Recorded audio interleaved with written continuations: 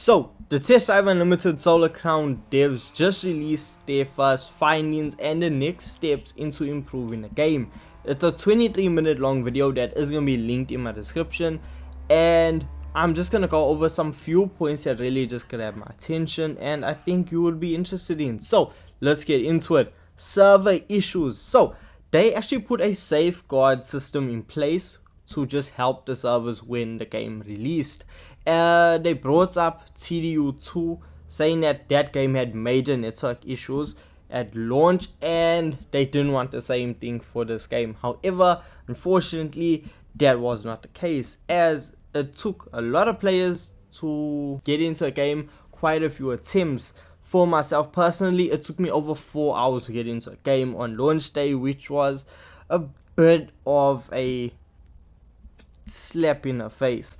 Now, they also said a reason for this was they were not expecting as many players at launch. Now, I was not expecting them to say that kind of a statement, but anyway, they said that. And another reason that the servers were so bad was because in the beta there was only a select amount of players in the beta at a single time.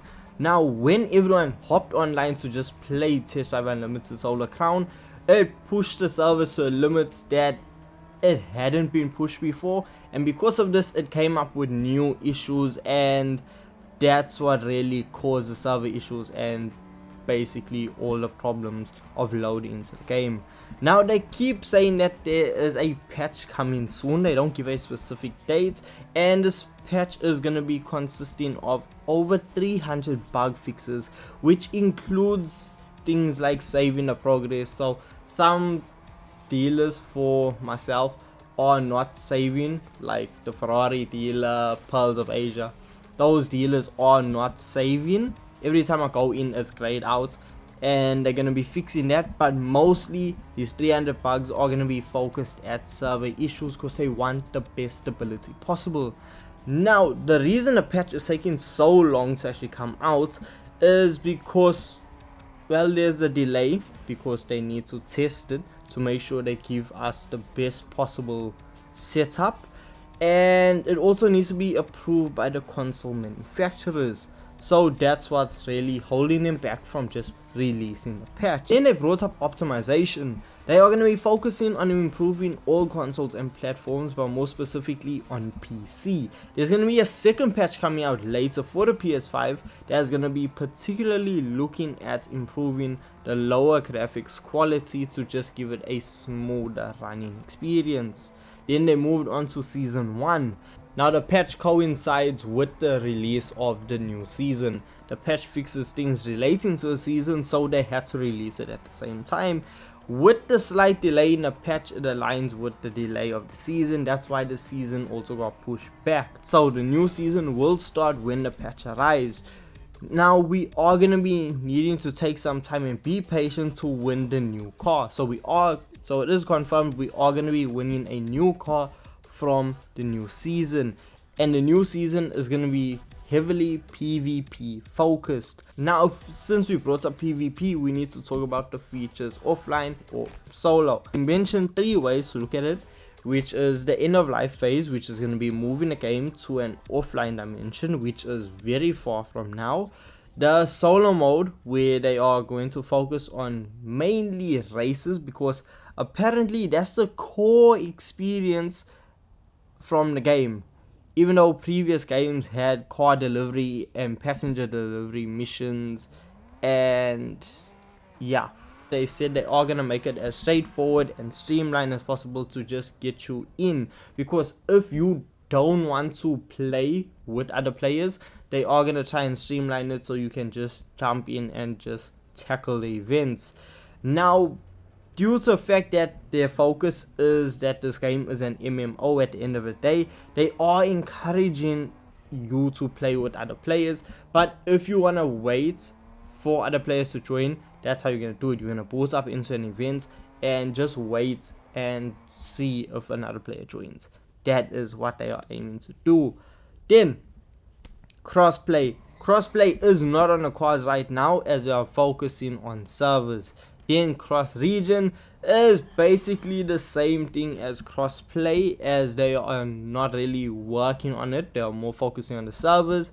The reason for no cross region is mostly due to a fact of lag, especially in competitive events like ranked races.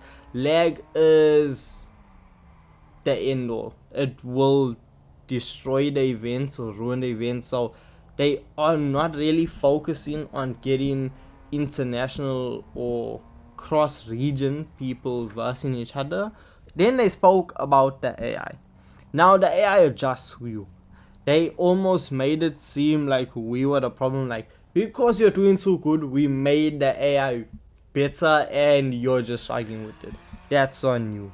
And then later they actually apologized for making the AI completely unbeatable. But let's actually just focus. So if you finish first often, you will get expert level AI. Now this is to always give you a challenge, and to them that is the goal, to be a challenging experience.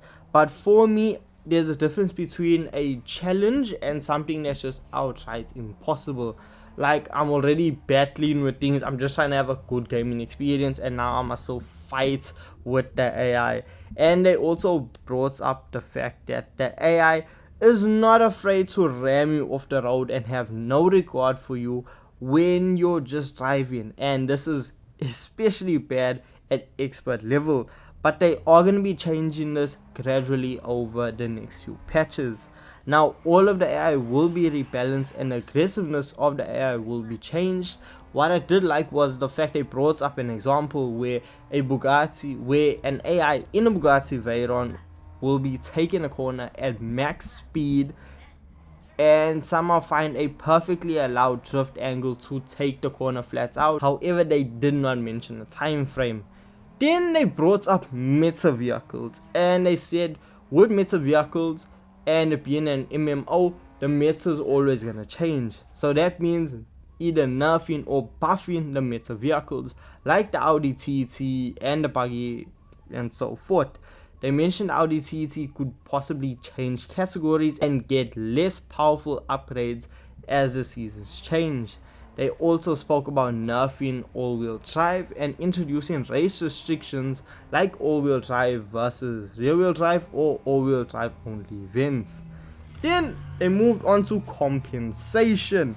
Now they still have no idea what they want to give us as compensation for the game's launch, and they said it's not gonna be 1,000,000 solar coins because that's gonna ruin the experience. So they are looking for something in terms of the solar crown that's gonna be a good reward. So there's still no mention of what that's actually gonna be in terms of compensation, so we're just gonna have to wait and see. In conclusion, they just said a lot more content's coming, like season 2 at Ibiza, season 3 is Clan Wars, season 4 is the casino returning, and that was the 23-minute video. I did appreciate that they apologized for making unbeatable AI and that they are going to be sorting that out and just optimizing, and mainly the first patch is going to be sorting out server issues. So it's nice that we are receiving communication.